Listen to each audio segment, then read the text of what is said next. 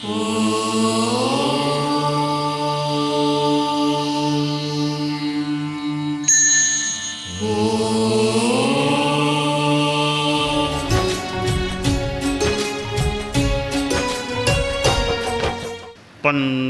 च सुरेन्द्रे च कौशिके पाद संस्पृशि निर्विशेष मनस्काय श्री वीरस्वामिने नमः। आर्हत वाङ्मय में कहा गया है, जहाँ ये त्रीणि वणिया मूलम घ्यतूण निगया एगोत्थ लह इलाहम एगो मूलेन आगओ एगो मूलम पिहारिता आगओ तत्थवाणियो बवहारे उवमा ऐसा एवं धम्मे बयान है। आगम के श्लोकद्वय की लगभग यही शुद्ध भाषा या पूर्णतया यही शुद्ध भाषा होगी। श्लोकद्वय में एक दृष्टांत का संकेत है, कथा कह दे। उस कथा या दृष्टांत या प्रसंग को मैं अपनी शैली में बताने का प्रयास कर रहा हूँ। एक सेठ था, धनाढ्य था और एक दिन उसने सोचा कि अब मैं तो वृद्धावस्था की ओर हूं और अब मुझे अपना ज़्यादा समय धर्म ध्यान में, आत्म साधना में नियोजित करना चाहिए। मेरे 3 पुत्र हैं, उन तीनों पुत्रों को अब धंधे में संयोजित करना चाहिए। पिता अपने जीवन काल में अपने पुत्रों को आत्मनिर्भर हुए देख ले तो पिता के लिए संतोष की बात हो सकती है, और पिता को यह लगे कि लड़के तैयार नहीं हैं तो कुछ उसके लिए चिंतन की बात हो सकती है। एक रात को उसने अपने तीनों पुत्रों को बुलाया और लड़के आ गए। लड़कों को पिता ने कहा कि देखो, मैं व्यापार धंधा संभालता रहा हूं और अब चूंकि मैं एज्ड हो रहा हूं, अब मैं निवृत्ति की ओर आगे बढ़ना चाहता हूं।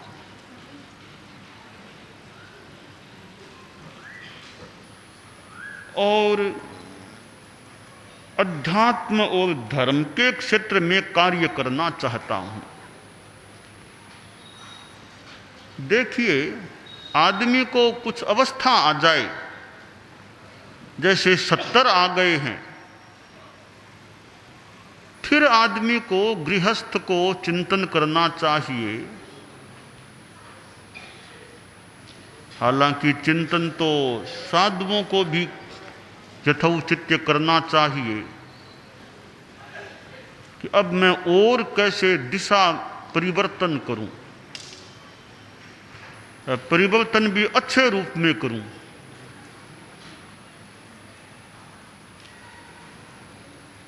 सत्तर वर्ष आ गए हैं, फिर आदमी सेवा भी करना चाहे तो दूसरों की आध्यात्मिक सेवा, धार्मिक सेवा, या फिर संसार की दृष्टि से कोई सामाजिक सेवा, उसमें अपना समय लगाए तो उसका थोड़ा व्यापक रूप बन सकता है। वरना तो परिवार तक सीमित रह गया, अब कुछ व्यापक समाज के स्तर पर काम करने लग गया, और वो भी ज़्यादा से ज़्यादा धार्मिक आध्यात्मिक सेवा। उदाहरण के लिए मान लीजिए कोई धार्मिक विद्या को पढ़ाने का काम आदमी शुरू कर दे, किसी को तत्वबोध देने का प्रयास शुरू कर दे, या और कोई धार्मिक सेवा का काम शुरू कर दे, साधु साधियों की उपासना सेवा, रास्ते की सेवा, इसमें ज्यादा ध्यान देना शुरू कर दे, साधु साधियों की चिकित्सा आदि से संबंधित सेवा में लग जाए, यानी धार्मिक आध्यात्मिक सेवा जो हो सके उसमें लगाए। तो सेठ ने कहा अब मेरा चिंतन निवृत्ति की ओर आगे बढ़ने का है, तुम लोग धंधा करना शुरू करो, काम में लगो। तीनों लड़के एक दूसरे की ओर देखने लगे कि हमारे पास पैसा नहीं, काम धंधा शुरू कैसे करेंगे। पिता ने आगे कहा देखो मैं तुम तीनों को 1000 रुपये दूंगा, उस राशि को लेकर तुम दूर किसी शहर में जाओ, वहां अपने ढंग से कमाई का कोई कार्य शुरू करो। लड़के बोले पिताश्री ठीक है, आपका जो निर्देश हम स्वीकार करते हैं। वह पिता सौभाग्यशाली होता है जिसके पुत्र आज्ञाकारी होते हैं, विनीत होते हैं, पिता को मान सम्मान देने वाले होते हैं। सेठ ने कहा ठीक है, लो अभी मैं दे रहा हूं 1000 रुपये तुम तीनों को, और जल्दी ही अपना प्रस्थान का समय तय कर लो। 2-4 दिनों में प्रस्थान का समय तय हो गया। तीनों लड़के दूर शहर में जाने के लिए प्रस्थित हुए।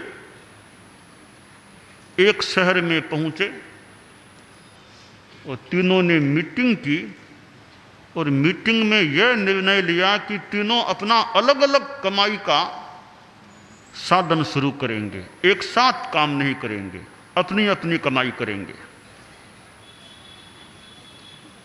और 12 बरसों के बाद तीनों मिलेंगे, फिर हम पिताजी के पास चलेंगे। तीनों शहर की अलग अलग दिशा में चले गए और जैसी स्थान की व्यवस्था बनी वहां अलग अलग रहने लग गए। बड़े भाई ने, जो तीनों में बड़ा सबसे बड़ा था, उसने सोचा कि मैं क्या काम करूं, व्यापार करना तो मैं जानता ही नहीं, मैंने पढ़ाई नहीं की, मुझे पढ़ने का मौका भी कम मिला, मैंने स्वयं ने श्रम भी विशेष नहीं किया।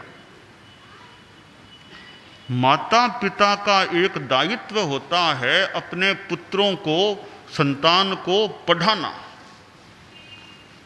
संस्कृत में कहा गया माता शत्रुः पिता वैरी येन बालो न पाठितः। माता शत्रुः पिता वैरी येन बालो न साधितः। वह माँ शत्रु है, पिता दुश्मन है, जो बच्चे को पढ़ाता नहीं है। वह माँ भी शत्रु है, पिता दुश्मन है, जो बच्चे को साधित नहीं करता, अच्छे संस्कार नहीं देता है। जो लड़का पढ़ जाता है, तैयार हो जाता है, उसको एक सक्षमता प्राप्त हो सकती है। आजकल मैं देखता हूं कि कई माता पिता तो बड़े जागरूक हैं पढ़ाने के लिए। उनके लड़के कोई सीए, कोई एमबीए, कोई कुछ हो जाते हैं। यानी माता पिता जागरूक हैं उनको पढ़ाने के लिए। लड़के लड़कियां पढ़ाई लिखाई में काफ़ी कई तो आगे बढ़ जाते हैं। यह जागरूकता भी अपने आप में गार्हस्थ्य में आवश्यक होती है। तो सर्वज्येष्ठ पुत्र ने, भाई ने सोचा कि मैं पढ़ा लिखा नहीं हूं तो कमाई धंधा तो कैसे कर पाऊंगा। और कुछ पैसा कमाना भी है, व्यापार भले न करूं और कोई काम करूं। कई बार आदमी की बुद्धि खराब हो जाती है, मान यानी विनाश काले विपरीत बुद्धि ही। ये कर्म हमें फल देते हैं तो कई बार पहले बुद्धि खराब करते हैं, बाद में वो फल दे देते हैं, या बुद्धि खराब के रूप में फल दे देते हैं। विनाश काले विपरीत बुद्धि ही।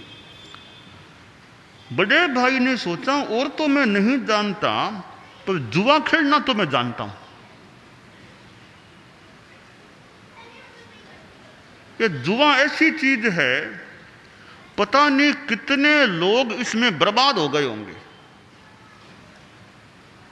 परिवार के लिए समस्या हो जाती है, कितने पैसे कर्जे के हो गए हैं इसके। यह तो अश्रम का सा पैसा है, ज्यादा श्रम नहीं रह से पैसा कमाना पाना। आदमी श्रम से पैसा अर्जित करे वो तो अलग बात है, जुए से पैसा अर्जन करने का प्रयास करे यह अकाम्य है, अप्रशस्य है। 7 व्यसनों में जुआ भी व्यसन है।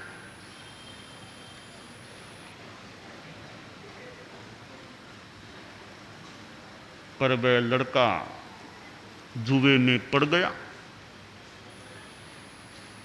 वो जुए में एक बार कुछ मिल गया तो और लोभ जागता है, और खेलूं और खेलूं है, और खेलूं करते करते मूल का पैसा भी कई बार चला जाता है।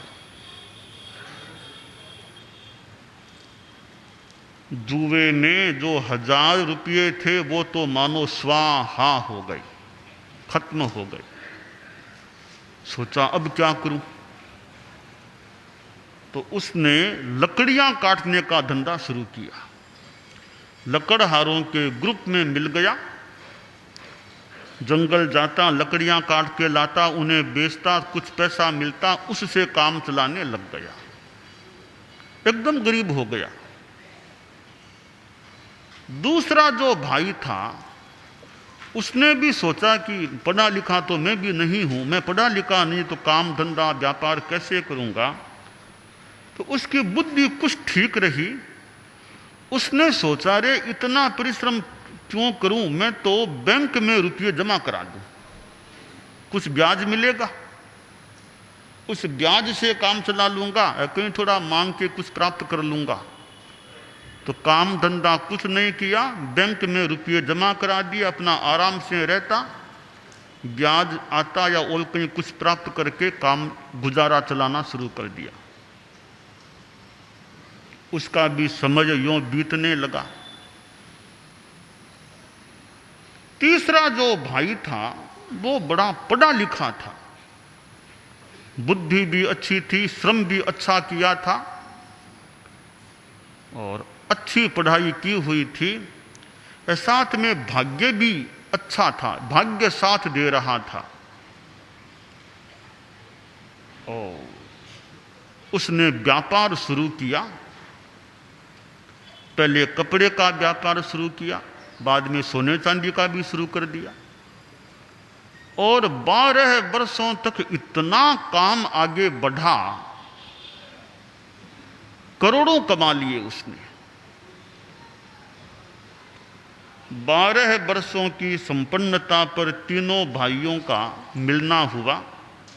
बड़े भाई को जैसे तैसे खोजा, फिर वो भी मिल गया। तीनों भाई अब स्वग्राम के लिए रवाना हुए। चलते चलते चलते चलते गांव पहुंचे, कई महीने लग गए। उस जमाने की यात्रा, पैदल यात्रा करके पहुंचे थे। और पिता के पास आए, पिता को प्रणाम किया। पिता ने आशीष दिया तीनों को। भोजन का काम हुआ। शाम को रात्रि के समय पिता ने तीनों पुत्रों को बुलाया। तीनों पुत्र आए, पिता के पास बैठे।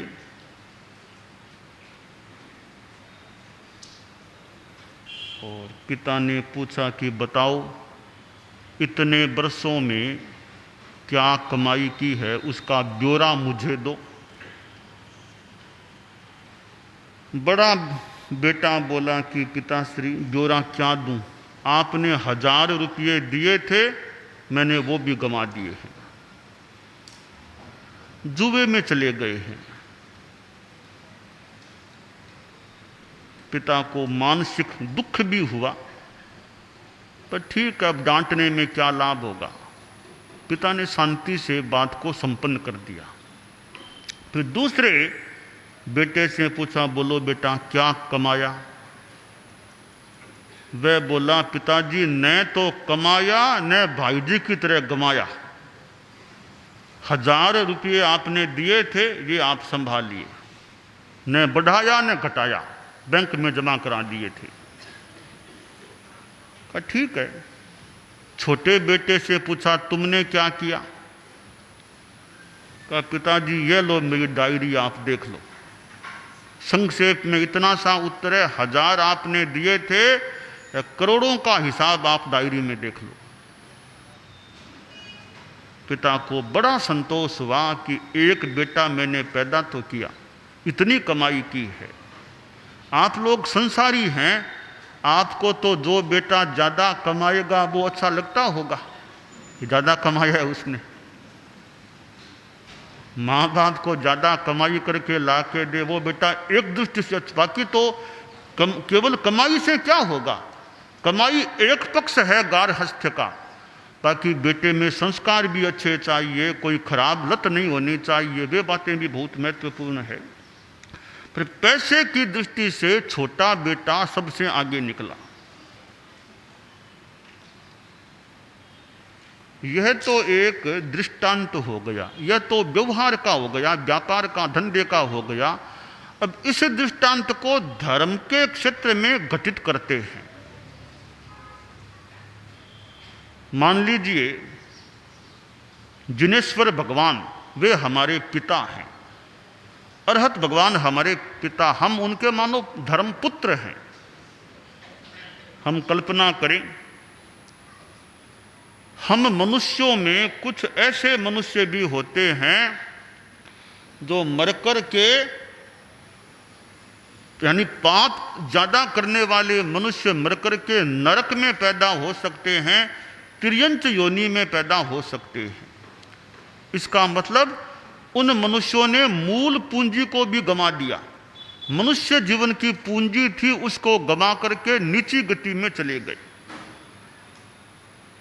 वो सबसे बड़े बेटे के समान है। कुछ मनुष्य ऐसे होते हैं, ज्यादा धर्म भी नहीं करते, ज्यादा पाप भी नहीं करते, वे मरकर के वापिस मनुष्य के रूप में पैदा हो जाते हैं। वे बीच वाले बेटे के समान है, न तो पूंजी को घटाया न बढ़ाया, मनुष्य थे वापिस मनुष्य ही बन गए। कुछ मनुष्य ऐसे होते हैं धार्मिक वृत्ति वाले, धर्माचरण करने वाले, श्रावकत्व पालने वाले, साधुत्व पालने वाले, तपस्या करने वाले, ऐसे मनुष्य उस अवस्था में आयुष्य का बंद करके देव गति में जाकर के पैदा हो जाते हैं। बहुत उत्कृष्ट साधना करने वाले हों, वे मोक्ष में चले जाते हैं। वे छोटे, सबसे छोटे बेटे के समान हैं जो मनुष्य गति से देव गति को प्राप्त हो जाते हैं या मोक्ष को प्राप्त हो जाते हैं। तो तीनों पुत्रों में हमें किसके समान बनना चाहिए? किसके समान बनना चाहिए? हैं? छोटे बेटे के समान है? किसके समान हो गया? धर्म की दृष्टि से छोटे बेटे के समान बने कि जीवन में इतना साधना धर्म का अर्जन करें कि आगे बढ़ सकें। देवलोक में जाना तो एक सामान्य सी बात है, मूल बात है साधना अच्छी होनी चाहिए हमारी, तो हम कभी मोक्षश्री का भी वर्ण कर सकें। आगम में कहा गया, निद्दम तन बहुमन्निज्जा संपहासम विवज्जय मिहो कहा हिम नर में सज्जा यम्य रओसया। हम साधु साध्वियां हैं, समन श्रेणी भी है, मार्गदर्शन दिया गया है कि नींद को बहुमान न दे। नींद अच्छी आनी चाहिए। नींद न आए वो तो अच्छी बात नहीं है, नींद आए नहीं, अनिद्रा की बीमारी अच्छी नहीं है। नींद अच्छी आती है, पर नींद को बहुमान न दें, अपेक्षित नींद ले लें, बाकी जागरण ना करें, स्वाध्याय आदि करें, सेवा करें। हमारे कई कई तो चारित्रात्माओं में ऐसे मिलेंगे 4 बजे से भी पहले ही विराजमान हो जाते हैं, 4 बजे से पहले ही निद्रा मोक्ष कर लेते हैं, अपने कार्य में लग जाते हैं, 4 बजे से पहले जाग जाते हैं। श्रावकों में भी ऐसे कोई मिल सकते हैं तो 4 बजे से पहले ही उठ जाते हैं, अपने धर्म ध्यान में लग जाते हैं। तो स्वास्थ्य की अनुकूलता हो तो बहुत अच्छी बात है, 4 बजे से पहले ही जाग जाना, अपने स्वाध्याय आदि में लग जाना। कई संत तो मुझे तो उठने से, उठता हूं मेरे आसपास बैठे, मुझे बैठे खड़े मिलते हैं कई संत। मैं उठता हूं सवेरे, आसपास मुझे कुछ संतों बस मुझे पास में ही मिलते हैं, यानी वो 4 बजे से पहले ही उठ जाते हैं और मेरे आसपास उपस्थित हो जाते हैं। यानी 4 बजे से पहले जाग जाए कोई, थोड़ी अवस्था भी आ जाए, एकदम बच्चा तो क्या जागेगा 4 बजे से पहले, इतना न जागे, तो थोड़ा प्रौढ़ हो तो 4 बजे से पहले भी कोई जाग जाए, या 4 बजे 4:30 बजे भी जाग जाए, अपना स्वाध्याय माला ध्यान उसमें लग जाना चाहिए। उसके लिए फिर सोने का समय भी कुछ जल्दी हो तो ठीक रहे। अब सोने में 10:30 11 बज जाए, फिर उठने में देरी, सोने में आदमी अगर ज़्यादा देरी न करे ताकि जल्दी वापस उठ सके। बाकी तो अपनी अपनी परिस्थितियाँ होती है, अपनी अपनी ड्यूटी होती है, वो अलग बात है। अनुकूलता हो तो इस ढंग से सोने का समय बनाएं कि रात को फिर जल्दी उठ सके, स्वाध्याय कर सके, ध्यान जप आदि कर सके। साधुओं में तो क्या, आप श्रावक श्राविकों में मैं देखता हूं, मैं उठता हूं तो उठने के बाद आसपास वो कई लोग मिल जाते हैं, मुझे खड़े रहते हैं, आसपास कितने श्रावक श्राविकाएं वो रहते हैं। इसका मतलब लोग भी कितने जल्दी उठते हैं, 4 बजे से पहले ही मानो कई उठ जाते हैं। 4 बजे से पहले उठना हमारे यहाँ कहा गया ब्रह्म मुहूर्त में उठ जाना। यह 4 बजे के आसपास का समय है, 4:30 बज जाए मान लो, तो उठ जाए तो अपना अच्छा क्रम बन जाए। तो नींद को बहुमान नहीं देना चाहिए, बहुमान तो बड़ों को दे, नींद तो अपेक्षा से लेनी पड़ती है। नींद कोई हमारा साध्य नहीं है, नींद तो साधन है एक शरीर के लिए। तो निद्रा के प्रति जागरूकता, और दिन में बिना सोए काम चल सके, थोड़ा सा आराम कर लिया, थोड़ा विश्राम करना सो कर लिया, बाकी अपना काम धंधे में लगे आदमी, तो दिन का अच्छा उपयोग हो जाए। संपहासम विवज्जय, हंसी मजाक ज्यादा मात्रा में नहीं करनी चाहिए, हंसी मजाक अति मात्रा में नहीं करनी चाहिए, हंसी मजाक भी थोड़ी हल्के स्तर की नहीं करनी चाहिए। ज़्यादा हंसी मजाक में समय लग जाए ना तो फिर वो थोड़ा शुभ योगों में कमी आ सकती है। तो हंसी मजाक उपहास इनमें ज़्यादा रस नहीं लेना चाहिए। हंसिया नहीं गिवार हंसिया हड़काई हुए, हंसिया दोष अपार गुण जावे गलो बजे, है ना। कि ज़्यादा नहीं है, ज़्यादा नहीं हंसना है ना। हमारी छोटी सादगी छोटे संत हैं, है ना, तो प्रसन्न रहना चाहिए प्रसन्न, वो तो बहुत जरूरी है। मेरा तो सोचना है छोटे संत खास करके छोटी साधवियाँ हो वो गुमसुम कभी न रहें। गुमसुम रहना तो बहुत खराब चीज़ है, थोड़ा हंसना इतना खराब नहीं, गुमसुम होना बहुत ज़्यादा खराब चीज़ होती है। तो छोटों के मन पर चेहरे पर प्रसन्नता रहनी चाहिए, हंसमुखता रहनी चाहिए, वो हंसते खिलते रहें, वो बढ़िया अच्छा लगता है। छोटे गुमसुम होकर बैठ जाएं वो बढ़िया नहीं लगता है। तो छोटों का मन प्रसन्न रहे। हमारे छोटे बाल मुनि हैं, हमारी छोटी साधवियाँ भी हैं, बस ये प्रसन्न भी रहें और इनका विकास होता रहे, ज्ञान की दिशा में, साधना की दिशा में, सेवा की दिशा में, गुणात्मक दिशा में आगे बढ़ते रहें, यह काम्य है। तो बाल मुनियों का, बाल साधियों का विकास का अच्छा क्रम चलना चाहिए। और हमारे इतने छोटे छोटे मुनि, छोटी साध्वी है, कितने छोटे छोटे संत हैं, धन्य है इनको, इतनी बालावस्था में साधु बन गए हैं। धन्य है इनके माँ बाप को, इतने बालकों को दीक्षा की आज्ञा दे दी है। इनको भी धन्य, इनके माँ, संसार पक्ष से माँ बाप को भी धन्यवाद है कि छोटों छोटों को दीक्षा दे दी। हमारे कई माँ बापों ने तो तीन तीन को दे दिया, तीन तीन को दे दिया। हमारे यहाँ ऐसे हैं, गुरुकुलवास में तीन तीन संतानें हैं। उन माँ बापों को कितना धन्यवाद है, अपनी तीन तीन संतानों को धर्मसंघ में मानो बैरा दिया, भिक्षा में दे दिया है। आहार पानी देना अच्छी बात है, अपनी संतान को भिक्षा में दे देना वो बहुत विशिष्ट बात हो जाती है। तो छोटे छोटे बालक बालिकाओं को भिक्षा में दे देना, यानी उनको आज्ञा दे देना दीक्षा की, बहुत अच्छी बात हो जाती है। तो हमारे बाल मुनि, बाल साध्वियाँ हैं, वे याद रखते रहें, अहम विद्वान भवेयम, अहम महान भवेयम, अहम भगवान भवेयम।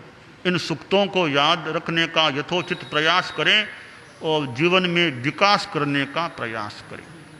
दानान सेठम अभयपयाणम सच्चे सुया अणवज्जं वयन्ति तवे सुया उत्तम बंभचेरम लोगुत्तमे समनेनाय पुत्ते।